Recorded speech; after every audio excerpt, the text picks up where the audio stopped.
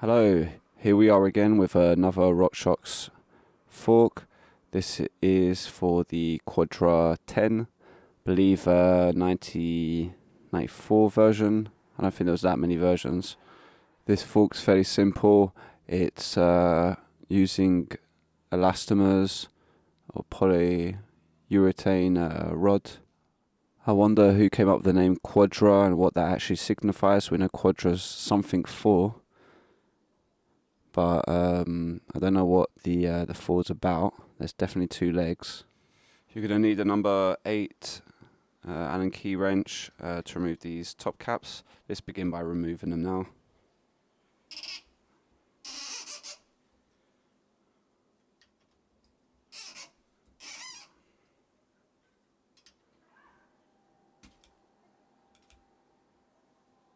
If you can't get your number 8 into the top cap here, it might be that the damper adjuster screw is too high up and you'll need to screw it down so that way you have more access. It's number 4, so you'll need to screw it all the way to the bottom kind of, and then after you'll be able to unscrew the top cap.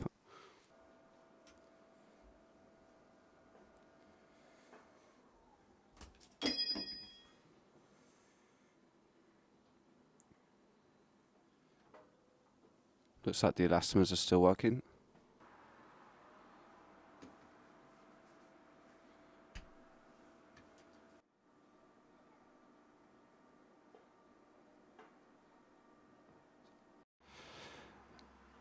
At the bottom here, you're going to have a number 5 Allen key bolt. Either you need an extension drive to go all the way down, otherwise you can actually compress this and use an Allen key wrench. And by pushing all the way down, you can actually reach that bolt. And then you just use a wrench or a plier to hold on, and you'll be able to release it and remove it as well, either way.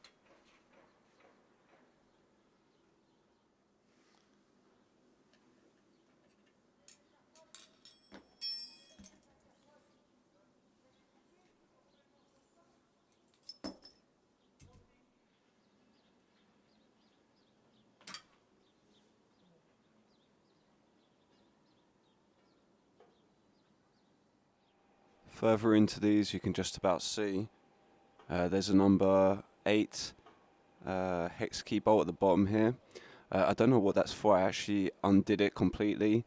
The only issue is that there's 2 bushings that are going to be in the way in the lower legs, and so you won't be able to fully remove it unless you take off those bushings. But I don't know what that was actually for. Maybe it was for some sort of possibility to modify longer travel, or is that just to adjust some sort of dampening on the forks? Be interested if anyone knows about that. Now, removing those bushings looks quite hard. In the manual, they're using quite a specialist tool to go into this and be able to extract it out. I think you could probably make a homemade tool. You would need probably some sort of threaded rod and something that can latch onto one side, and then on the other side of the threaded rod you just put some spacers that fits on the top, and then you just tighten it a little bit, and then you go around, and eventually you'll probably get them to come out.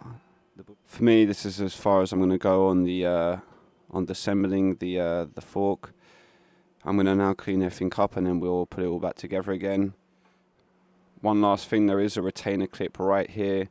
It doesn't really have any function other than holding the that dampener that went through the top tube. So we just now need to assemble everything again. There's not much to do on this fork really. You're going to need some Teflon based grease, SRAM butter, Silcoline, whatever it's called, and You're also going to need to check maybe the elastomers if you need to replace them. You're going to need, generally, if you are finding some, hardness of around about 50, 60A, sure. And they need to be a minimum length of 147 millimeters, according to the manual. Just to give you a quick measurement, it looks like you're going to need 18 millimeters in diameter, and my one actually measures in total 100 and around about 52, so it's over the minimum. If I haven't mentioned it before, I'm pretty sure that these were replaced at some stage. I'm pretty sure at this period you had the MCU, the microcellular urethane rods that tend to end up crumbling, and these are obviously a lot stronger and better. Let's stick on the boots first.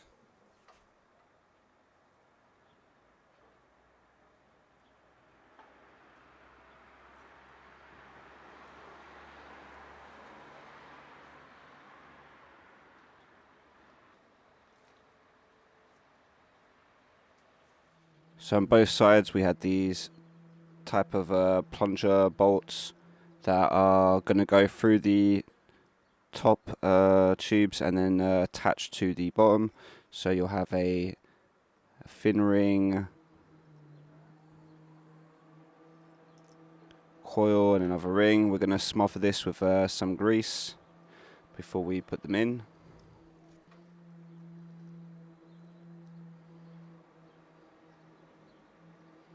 When I took this off, this ring here seemed to be stuck on the top part of the plunger bolt.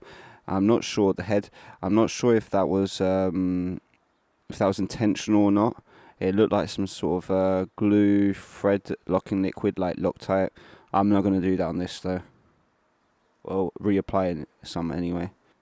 At the bottom here, there's some retainer clips, so if you've either you put them back on or you didn't take them off in the first place, it's not very important. That's actually holding these plunger bolts in place when we're going to put them in.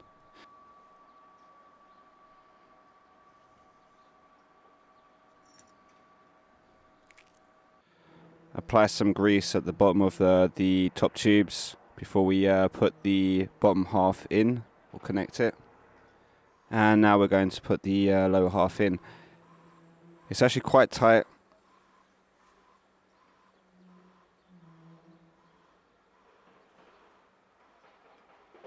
I'm going to use a little bit of force to push this all the way down.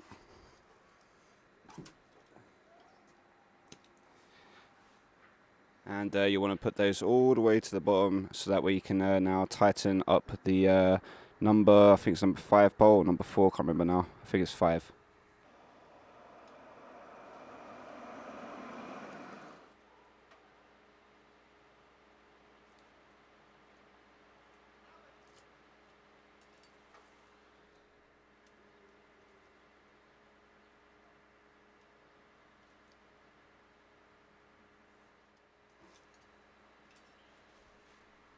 Same thing here, we want to cover these up with some grease.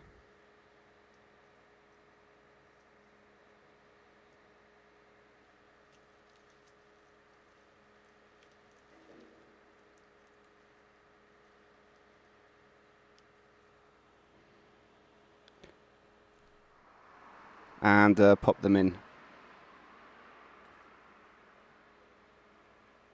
Put a little bit of grease on these air top caps, around the seals especially actually, and screw them on.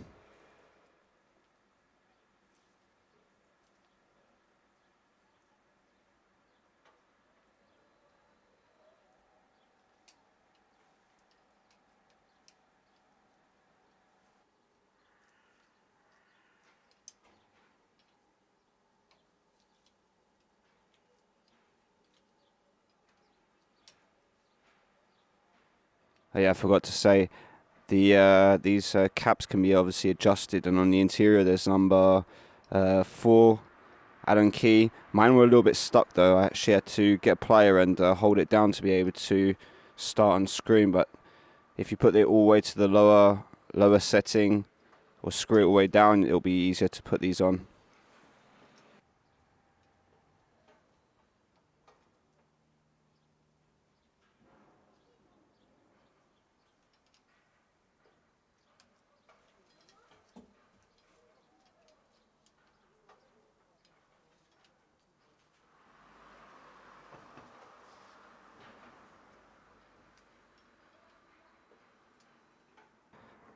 That's everything done. I think this is probably the easiest Rockshox to work on. And I've got now Rockshox 21 to work on. So until next time, peace out.